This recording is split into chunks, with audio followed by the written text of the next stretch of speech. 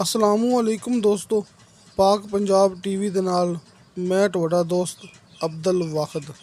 दोस्तों माशाल्लाह अज मैं तुहाडे वास्ते 600 कनाल इजराई ज़मीन की वीडियो लेके हाज़र होया। इंशाल्लाह उम्मीद है कि दोस्तों ये बड़ी पसंद आवेगी।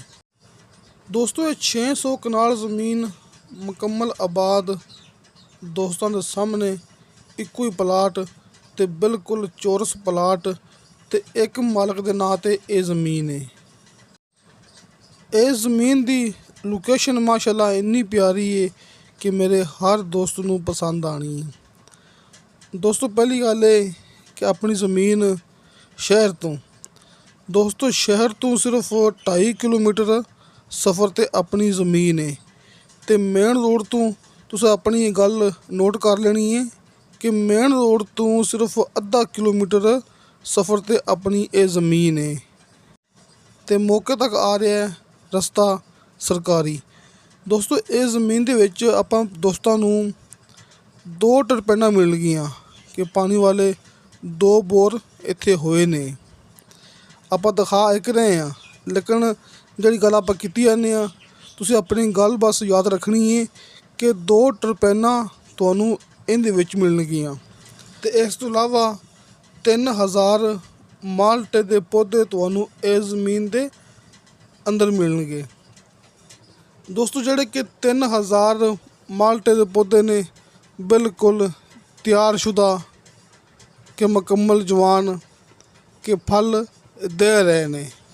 इस तों इलावा अपनी ज़मीन के बिल्कुल नाल एक चश्मा गुजरदा पिया है, कुदरती चश्मा, कुदरती आबशार।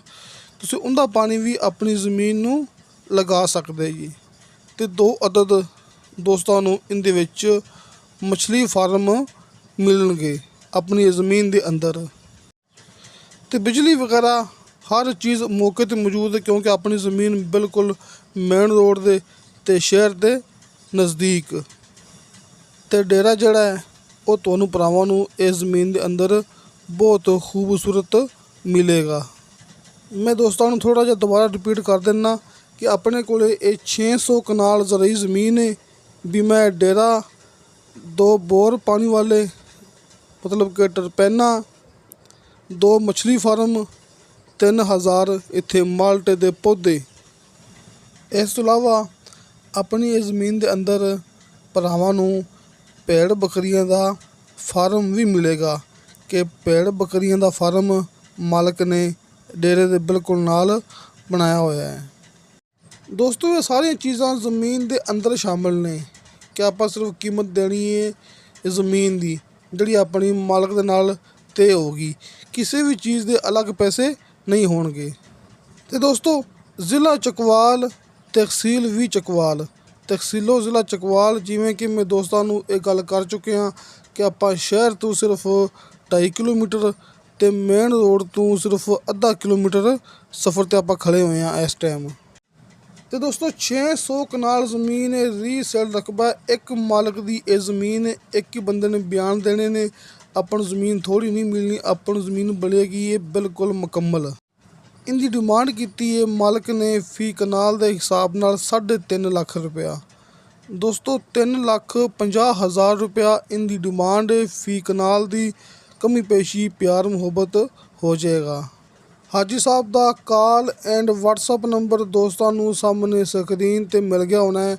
ये हाजी अरफान साहब जिहड़े कि माशाल्लाह इस साइड ते चकवाल झेलम रावलपिंडी वाली साइड ते बहुत ही अच्छा ते एक नंबर काम करते पे ने।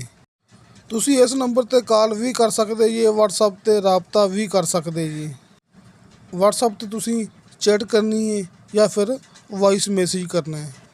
तो किसी दोस्त ने गल करनी हुई अपने नाल, दोस्तों को पता है कि अपना ऑफिस है, अपना दफ्तर है आरफ वाला शहर। ये आरफ वाला साहिवाल ये पाकपतन एक अपने करीब 3-4 ज़िले अपने को ने। तुसीं इत्थे अपने को हर तरह की ज़मीन ले सकते जी। अपने व्हाट्सअप एंड कॉल नंबर हर मूवी की डिस्क्रिप्शन दे विच लगे होंदे ने। तो दोस्तों इंशाअल्लाह ताला बशर्ते ज़िंदगी बा फजले खुदा मिलांगे अगली वीडियो ते। अल्लाह हाफिज़।